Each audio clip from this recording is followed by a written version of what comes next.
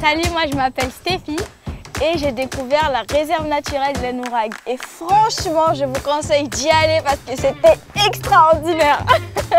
Avec Perrine, Yann et Melvin, on a appris vraiment beaucoup de choses.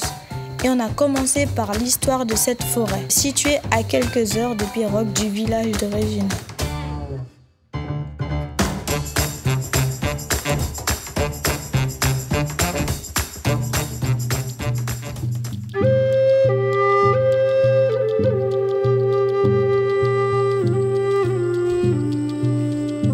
Michael est archéologue. Avec lui, on a remonté le temps.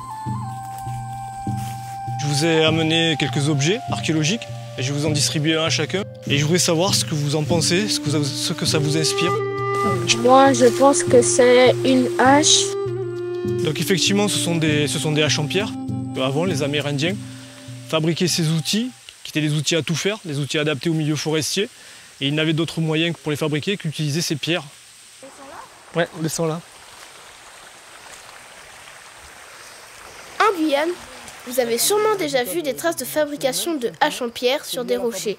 Ce sont des polissoirs. Pour fabriquer un objet de ce genre, une hache en fait, il fallait absolument de l'eau et du sable, parce que ça jouait le rôle d'abrasif. Et il y avait certainement un mouvement de ce style pour donner la forme un peu arrondie à l'objet, donc c'était certainement un mouvement circulaire. Aujourd'hui, plus personne ne polit la pierre en Amazonie, donc c'est compliqué de retrouver les gestes en fait, et les pratiques d'autrefois. Ce qui est sûr, c'est que ça démontre une occupation amérindienne dans le secteur, dans la zone, et là plus particulièrement ici dans la réserve naturelle des Nouragues.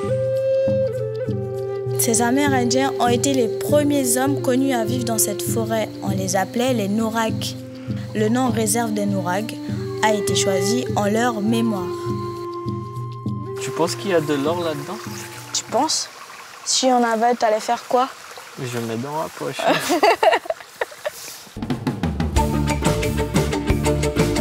Avant d'arriver aux Nouragues, on s'est arrêté à Régina et on a visité l'écomusée.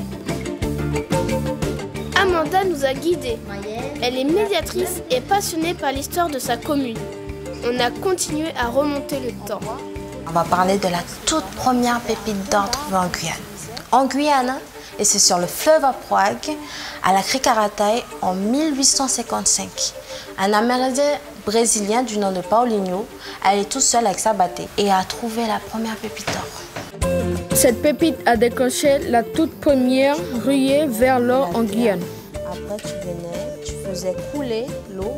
Pendant près de 100 ans, des chercheurs d'or venaient d'Europe ou de toute l'Amérique en quête de richesse. Amanda nous a aussi parlé du bois de rose. Au début du siècle, cet arbre était très utilisé en parfumerie. Beaucoup de distilleries fonctionnaient le long du fleuve Aproague, mais les arbres abattus étaient surexploités. La production a décliné à partir de 1930. Avec le temps, la forêt des Nouragues est devenue un simple lieu de passage et une zone très abondante pour la chasse et la pêche.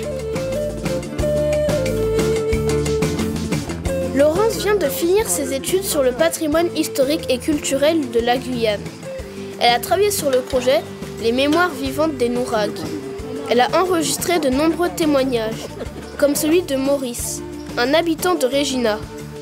La forêt des Nouragues, vous l'avez toujours connue, vous y êtes toujours allé? À l'époque, on ne parlait pas des Nouragues. C'était la rataille où les gens circulaient librement, chasser, pêcher, un peu de tout. Est-ce qu'à l'époque, c'était facile d'aller à la rataille? Pas forcément, parce que il fallait traverser le seau, qui n'était pas donné à tout le monde. Est-ce qu'avant c'était plus vite, plus facile? Est-ce qu'il y avait plus d'abondance de poissons qu'aujourd'hui? Il y en avait tellement que le poisson, le pêchait à la fin. On arrivait au début, on allait chasser. S'il fallait mettre le filet pour attraper le poisson, là, il marra sur toi. Tu as eu 2 congélateurs quasiment presque en une journée. Maurice nous a parlé de la création de la réserve en 1995. Ses habitudes ont été bousculées à l'époque. Il ne pouvait plus pêcher et chasser dans cette zone. Mais comme il le dit, le gibier et les poissons ne connaissent pas les frontières. Ils sont présents partout. Et finalement, il trouve ça plutôt bien, ce havre de paix.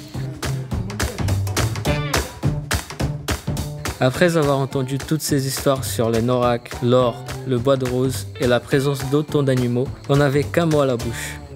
On est excités. On vous dit à très bientôt pour découvrir le cœur de la réserve des Nourags.